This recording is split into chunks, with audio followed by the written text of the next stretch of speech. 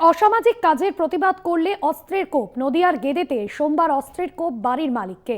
24 ঘন্টা পর আজ মৃত্যু হয় বাড়ির মালিকের। ঘটনায় গ্রেফতার করা হয়েছে একজনকে। 24 ঘন্টার পর আজ মৃত্যু হয় বাড়ির মালিকের। অসামাজিক কাজের প্রতিবাদ করলে অস্ত্রের কোপ বাড়ির মালিককে। নদিয়ার গেদের ঘটনা। অসামাজিক কাজের প্রতিবাদ করলে অস্ত্রের কোপ।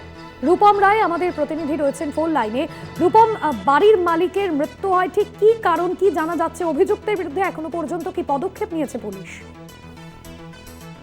কৃষ্ণগঞ্জের গেদে দক্ষিণপাড়া এলাকার ঘটনা। বাড়ির যে ব্যক্তির মৃত্যু হয়েছে তার নাম নির্গত বিশ্বাস। তাদের যেটা দাবি বা তাদের যেটা অভিযোগ, যে এলাকারই দুজন, যারা এখনো পর্যন্ত যেটা নাম জানা যাচ্ছে, যে একজনের নাম অচিন্ত বিশ্বাস এবং আরেকজনের নাম ক্ষুদিরাম বিশ্বাস। এরা দুজনা সমাজ বিরোধীমূলক কাজকর্মের সঙ্গে যুক্ত এবং তার বাড়ির ওপর দিয়ে যখন যাচ্ছেন, অর্থাৎ নীলকণ্ঠবাবুর বাড়ির ওপর দিয়ে প্রায়শই তাদের এই অবাধ যাতায়াত এবং মদ্যপান, মহিলাদের কটূক্তি, তারই প্রতিবাদ করেছিলেন নীলকণ্ঠবাবু। এবং তারপরেই এই দুই ব্যক্তি, অর্থাৎ অচিন্ত বিশ্বাস এবং তার সঙ্গে সঙ্গে আরেকজন ক্ষুদিরাম বিশ্বাস, তারা তাকে প্রথমে গ্রহণী দেয় এবং পরবর্তীতে কলকাতা মুচিপাড়া এলাকার একজন প্রতিষ্ঠাত সমাজ বিরোধীকে সঙ্গে নিয়ে তার উপর চড়া হয় এবং তাকে কোপ মারে। এবং সেখানেই তারা, যখন এলাকাবাসী চেঁচামেচি শুরু করে, সেখান থেকে তারা পালিয়ে যায় এবং রক্তাক্ত অবস্থায় নীলকণ্ঠবাবুকে প্রথমে কৃষ্ণগঞ্জ গ্রামীণ হাসপাতাল, পরবর্তীতে অবস্থার অবনতি হলে শক্তিনগর জেলা হাসপাতালে নিয়ে যাওয়া হয়। সেখানে চিকিৎসারত অবস্থায় গতকাল তার মৃত্যু হয়েছে